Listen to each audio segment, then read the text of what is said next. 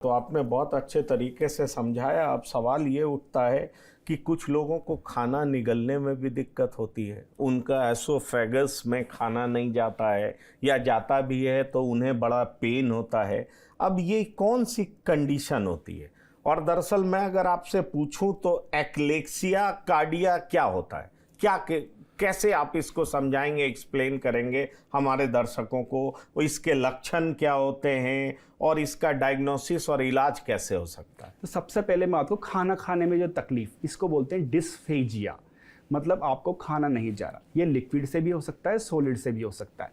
ये इस खाना खा स्वेलिंग स्टार्टिंग में भी हो सकता है। यदि स्टार्टिंग में यहाँ हो रहा है तो पेशेंट को चोकिंग हो सकती है, उसको खांसी आ सकती है और उसका खाना यहाँ अटक सकता है। दूसरा तरीका होता है मैकेनिकल डिस्फेजिया। यदि कोई भी मैकेनिकल डिस्फेजिया की वहाँ रुकावट है, जो फूड पाइप है उसमें रुकावट है, वो रुकावट स्ट्रक्चर की वजह से भी हो सकती है। मैकेनिकल डिस्फेजिया के अंदर आपको खाना जो सॉलिड है वो भी अटकेगा, लिक्विड भी अटकेगा।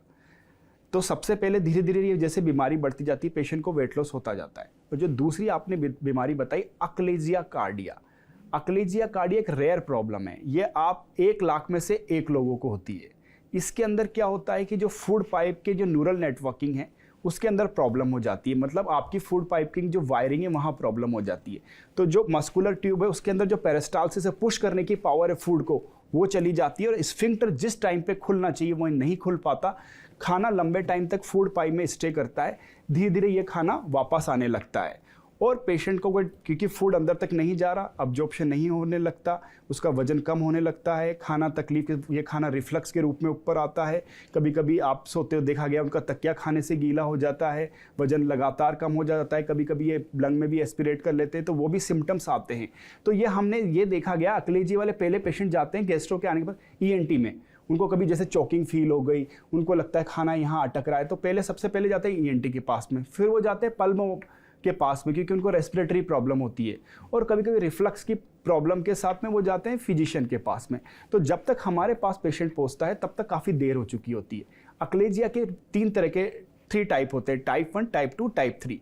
जो अर्ली स्टेज के अंदर होता है, जो ऊपरी सिरे का वाल होता है, अपर इसोफेजियल स्फिंक्टर और लोअर इसोफेजियल स्फिंक्टर, दोनों के बीच में एक प्रेशर बन जाता है जिसको बोलते हैं पेन इसोफेजियल प्रेशराइजेशन। ये इसलिए बनता है कि वाल टाइट है लेकिन बॉडी ट्राई कर रही है कि उसको पुश करने की वजह से, तो एक दबाव बन जाता है। दूसरी जो स्टेज आती है जिसे टाइप 1 अक्लेजिया बोलते हैं, ये जो फूड पाइप है ये पूरी, इसके अंदर जो पेरिस्टाल्सिस है बिल्कुल चले जाते हैं, इसके अंदर जो पुश करने की पावर बिल्कुल खत्म हो जाती है, वाल टाइट हो जाता है और इसोफेगस डायलेटेड हो जाती है। तो यहाँ ये किसी भी जो हमारा ट्रीटमेंट है वो सारा डायरेक्टेड है एलियस थेरेपी, जो वाल है उसके ऊपर। इस पेरिस्टाल्सिस को किसी प्रक्रिया से दोबारा लाया नहीं जा सकता। जो टाइप 3 होता है उसके अंदर वाल तो टाइट है, उसके साथ साथ एबनॉर्मल कॉन्ट्रैक्शन आ जाते हैं, जो नॉर्मल होते हैं उससे अलग हट के कॉन्ट्रैक्शन आ जाते हैं। तो टाइप 1, 2, 3 ये अक्लेजिया कार्डिया है। अक्लेजिया कार्डिया के पहले को कंफर्म करने के लिए सबसे पहले हम एंडोस्कोपी करते हैं, फिर एक बेरियम की जांच करते हैं, एक्सरे खींचते हैं और एक विशेष तरह का टेस्ट होता है जिसे बोलते हैं मैनोमेट्री। तो क्या आप अपने अस्पताल में, अपने क्लिनिक में जहां आप काम करते हैं सर्वोदय हॉस्पिटल में, क्या इसका इलाज पॉसिबल है? वहां पर अगर लोगों को इस तरह की दिक्कत आती है तो क्या वो आपके पास जा सकते हैं, उनका समुचित इलाज हो सकता है? हम भारत के कुछ विशेषज्ञों में से शामिल हैं जिनके अंदर अक्लेजिया के कार्डिया में के इलाज में काफ़ी सफलता हासिल की है। अब इसके लिए पहले होता था सर्जरी जैसे हेलार्स मायोटोमी होती थी, उसके अंदर बड़ा ऑपरेशन होता था, बाहर से जो वाल टाइट होता उसको कट ओपन किया जाता था और फिर उसको क्लोज किया जाता। आजकल एक नई एंडोस्कोपी की पद्धति आई जिसे बोलते हैं पर ओरल एंडोस्कोपिक मायोटोमी। काम वही हो रहा है, जो वाल टाइट है उसको कट ओपन किया जा रहा है, लेकिन ये सारा एंडोस्कोपी से किया जा रहा है। इसके अंदर फायदा यह है, पेशेंट को कोई चीरा नहीं, नेक्स्ट डे पेशेंट डिस्चार्ज है, आधा से 1 घंटे की प्रक्रिया है, पेशेंट को कोई ICU में शिफ्ट करने की जरूरत नहीं, वार्ड में पेशेंट स्टे करता है। और ये अमूमन प्रक्रिया के बाद में पेशेंट का जो रेस्पॉन्स है वो सर्जरी के बराबर है, और पर्टिकुलरली टाइप 3 अक्लेजिया में इवन सर्जरी से भी बेटर है। इस प्रक्रिया में ये करते हैं, एंडोस्कोप से अंदर जाते हैं और अंदर की परत में निक लगाते हैं।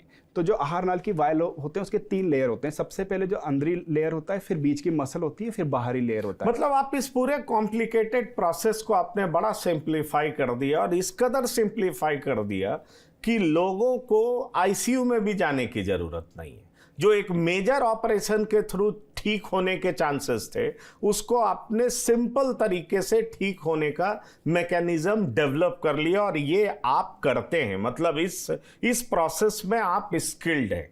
मैं अगर ये कहूं कि जिसको इस तरह की बीमारी हो वो आपसे संपर्क कर सकता है और आपके अस्पताल में उसका इलाज संभव है। और ये हमने 200 से भी अधिक केस कर चुके हैं पर ओरल एंडोस्कोपिक मायोटोमी में।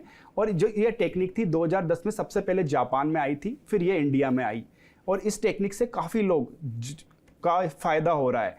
और इस टेक्निक में जो अक्लेजिया कार्डिया का इलाज है पूरा बदल दिया। इसको शॉर्ट फॉर्म में बोलते हैं पोएम, पर ओरल एंडोस्कोपिक मायोटोमी। ओह, पोएम, तो वही मैं पूछने जा रहा था कि ये पोएम क्या है और ये थर्ड स्पेस एंडोस्कोपी क्या है। थर्ड स्पेस एंडोस्कोपी जैसा कि मना है, poem is prototype of third space endoscopy. जैसे मैंने बताया कि आपको आहार नाल के 3 लेयर हैं, सबसे पहले अंदर का लेयर, बीच का सब म्यूकोजा, फिर मसल। तो जो सब म्यूकोजा होती है इसकी खास बात ये होती है इसके अंदर लूज टिश्यू होते हैं, एक एरिया होता है जो कि लूज टिश्यू से भरा होता है, तो उसको हम इंजेक्ट करके एक्सपांड करते हैं।